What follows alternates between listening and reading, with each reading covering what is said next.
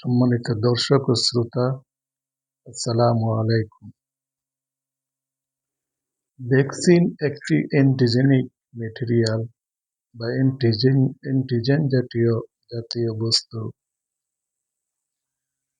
যেটি মানবদেহে প্রয়োগ করলে অ্যান্টিবডি তৈরি হয় রোগ জীবাণুর বিরুদ্ধে, ভাইরাস বা ব্যাকটেরিয়ার বিরুদ্ধে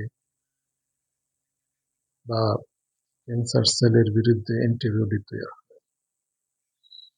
ভ্যাকসিন সাধারণত তিন প্রকার। প্রচলিত তিন প্রকার ভ্যাকসিন হচ্ছে first generation, second generation and third generation vaccine. First generation ভ্যাকসিনে একটি জীবিত অথবা নির্জীব একটি ভাইরাস ব্যবহার করা হয়, জীবাণু ব্যবহার করা হয়, যেটি শরীরে ঢুকে অ্যান্টিবডি তৈরি করে। সেকেন্ড জেনারেশন ভ্যাকসিনে অ্যান্টিজেনিক ভাইরাস না ঢুকিয়ে ভাইরাসের একটি অংশ বা একটি প্রোটিন কম্পোনেন্ট ঢুকানো হয়, যেটি বডিতে ঢুকে অ্যান্টিবডি তৈরি করে নির্দিষ্ট ভাইরাসের বিরুদ্ধে। আর থার্ড জেনারেশন ভ্যাকসিন, এটি একটি বাই ইঞ্জিনিয়ার্ড বা জেনেটিক্যালি ইঞ্জিনিয়ার্ড ভ্যাকসিন, যেমন ডিএনএ ও আরএনএ ভ্যাকসিন। এই ভ্যাকসিনগুলি বডিতে একটি মেসেজ পাঠায়। ডিএনএ বা মেসেঞ্জার আরএনএ বডিতে অ্যামাইনো অ্যাসিডকে পুনর্বিন্যাস করে একটা প্রোটিন তৈরি করে, যেটা ওই নির্দিষ্ট ভাইরাসের মধ্যে পাওয়া যায়। ওই প্রোটিন শরীরে ঢুকলে বডি রেসপন্স করে এবং অ্যান্টিবডি তৈরি হয় ওই ভাইরাসের বিরুদ্ধে। অমৃত হচ্ছে একটি চতুর্থ প্রজন্মের ভ্যাকসিন। এটিও বডিতে একটি মেসেজ পাঠায়, কিন্তু অ্যান্টিবডি তৈরি করে না। এটি রিসিপ্টর লিজেন্ড প্রক্রিয়ায় কাজ করে। অন্যান্য সকল ভ্যাকসিন অ্যান্টিজেন ইডিওটাইপ বাইন্ডিং প্রক্রিয়ায় কাজ করে, তারা অ্যান্টিবডি তৈরি করে। কিন্তু আরেকটি ভ্যাকসিন কাজ করার আরেকটি প্রক্রিয়া হইল রিসিপ্টর লিজেন্ড বাইন্ডিং প্রক্রিয়া। লিজেন্ড হলো একটি মলিকুলার সিগন্যাল, যেমন হরমোন, নিউরোট্রান্সমিটার বা স্টেরয়েড জাতীয় ওষুধ বডিতে রিসিপ্টরের সঙ্গে কাজ করে, রিসিপ্টরের সঙ্গে কম্বাইন হয়ে তাদের ডিজায়ার্ড ইফেক্ট বা তাদের যে কাজ সেটা তারা সম্পন্ন করে। ঠিক অমৃত চতুর্থ প্রজন্মের ভ্যাকসিন হয়। এটি বডির ব্রেইনে অবস্থিত একটি রিসিপ্টর আছে, প্রিফ্রন্টাল কর্টেক্স। সেখানে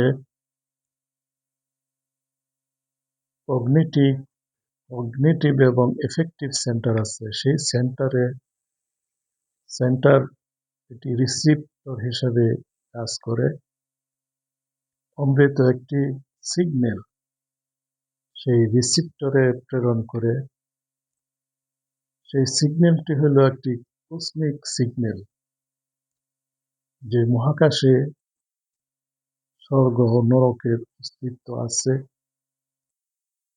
কাজেই স্বর্গ ও নরক একটি কসমিক মলিকিউল বা কসমিক ম্যাটেরিয়াল, যেগুলি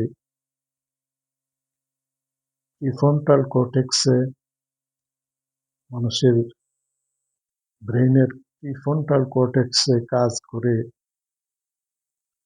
মানুষকে, এই রিসিপ্টরকে ব্লক করে দেয়।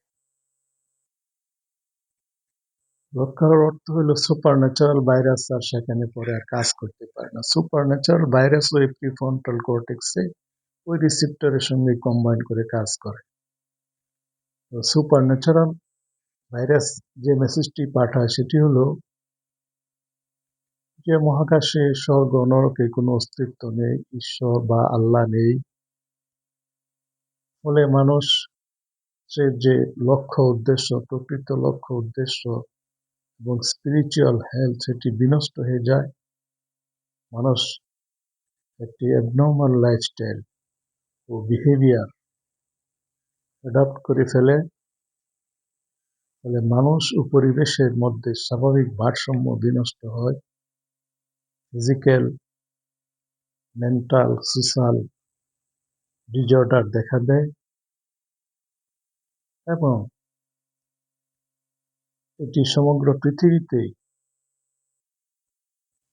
বিভিন্ন রোগ, ব্যাধি, মহামারী, সামাজিক সমস্যা যেমন যুদ্ধ, সন্ত্রাস, দারিদ্র্য বিভিন্নভাবে দেখা দেয়। তাই অমৃত ভ্যাকসিন সুপারন্যাচারাল ভাইরাসের এই ইফেক্টকে, এই প্রতিক্রিয়াকে বন্ধ করে দেয় এবং মানুষ একটি নর্মাল লাইফস্টাইল অ্যান্ড বিহেভিয়ার দেখাইতে সক্ষম হয়। ফলে পরিবেশ এবং মানুষের মধ্যে যে ভারসাম্য সেটি প্রতিষ্ঠিত হয়, সমস্ত রোগ ব্যাধি দূর হয় এবং মানুষ পরকালে স্বর্গে যাওয়ার জন্য উপযুক্ত হয়ে ওঠে এবং নরকের অগ্নি থেকে সুরক্ষা পায়। কাজেই অমৃত হচ্ছে একটি মেসেঞ্জার ভ্যাকসিন, তৃতীয় প্রজন্মের ভ্যাকসিন। আরএনএ, ডিএনএ ভ্যাকসিন যেমন একটি মেসেজ মানুষের শরীরে পাঠিয়ে একটি প্রোটিন অ্যান্টিজেন তৈরি করে এবং সেটি আবার অ্যান্টিবডি তৈরি করে, এই অমৃত একটি চতুর্থ প্রজন্মের ভ্যাকসিন হিসাবে মানুষের শরীরে একটি সিগন্যাল বা মেসেজ পাঠায় এবং সেই সিগন্যালটি মানুষের ব্রেইনের প্রিফ্রন্টাল কর্টেক্সকে স্টিমুলেট করে স্পিরিচুয়াল হেলথকে পূর্ণ প্রতিষ্ঠিত করে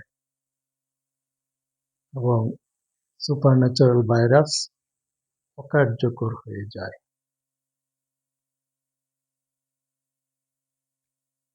তৃতীয় প্রজন্মের ভ্যাকসিন আরএনএ, ডিএনএ ও আরএনএ ভ্যাকসিন এগুলি সাধারণত ইন্ডিভিজুয়াল ভ্যাকসিন। ইন্ডিভিজুয়াল ভ্যাকসিন হলো এই ভ্যাকসিনগুলি নির্দিষ্ট একটি রোগের বিরুদ্ধে কাজ করে এবং একবার একজন মানুষের শরীরে প্রয়োগ করা যায়। কিন্তু চতুর্থ প্রজন্মের ভ্যাকসিন অমৃত একটি ইউনিভার্সাল ভ্যাকসিন বা সার্বজনীন ভ্যাকসিন। এটি ফিজিক্যাল, মেন্টাল, সোশ্যাল এবং স্পিরিচুয়াল ডিজিজ ও ডিসঅর্ডারের বিরুদ্ধে একসঙ্গে কাজ করে এবং পৃথিবীতে যত সামাজিক সমস্যা আছে সেগুলিকেও দূর করতে পারে।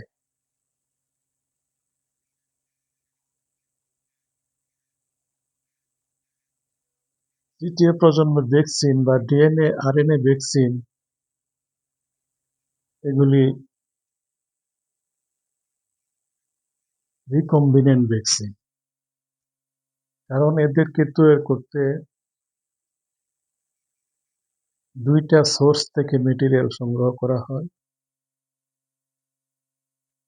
অমৃত একটি চতুর্থ প্রজন্মের ভ্যাকসিন, এটি একটি রিকম্বিনেন্ট ভ্যাকসিন। এটি তৈরি করতে কসমিক এবং রিলিজিয়াস সোর্স থেকে মেটেরিয়াল সংগ্রহ করা হয়েছে। কাজে দুটোই রিকম্বিনেন্ট ভ্যাকসিন, তবে একটি তৃতীয় প্রজন্মের ভ্যাকসিন আর একটি চতুর্থ প্রজন্মের ভ্যাকসিন। তবে অমৃত রিলিজিয়াস সোর্স থেকে মেটেরিয়াল সংগ্রহ করলেও এটি কোনো রিলিজিয়াস ভ্যাকসিনের মতো তাবিজ কবজ নয়, রিলিজিয়াস ভ্যাকসিন নয়। কারণ প্রাচীনকালে এমনকি মধ্যযুগেও ধর্মীয় প্রতিষ্ঠানসমূহে সায়েন্স পড়ানো হতো, সায়েন্টিফিক অ্যাক্টিভিটি সব ধর্মীয় প্রতিষ্ঠানে হতো এবং অমৃত প্রাচীন ভারতবর্ষে ধর্মীয় প্রতিষ্ঠানে হলেও এটি একটি সায়েন্টিফিক প্রক্রিয়া ছিল। আকাশগঙ্গা বা মিল্কি ওয়ে গ্যালাক্সি মন্থন করে অমৃত তৈরি করা হয়েছিল। কাজেই অমৃত একটি সায়েন্টিফিক ভ্যাকসিন। অমৃত যেহেতু একটি কসমিক সিগন্যাল বা মেসেজ, এর মধ্যে কসমিক রের মতো কোনো প্রতিক্রিয়া নেই।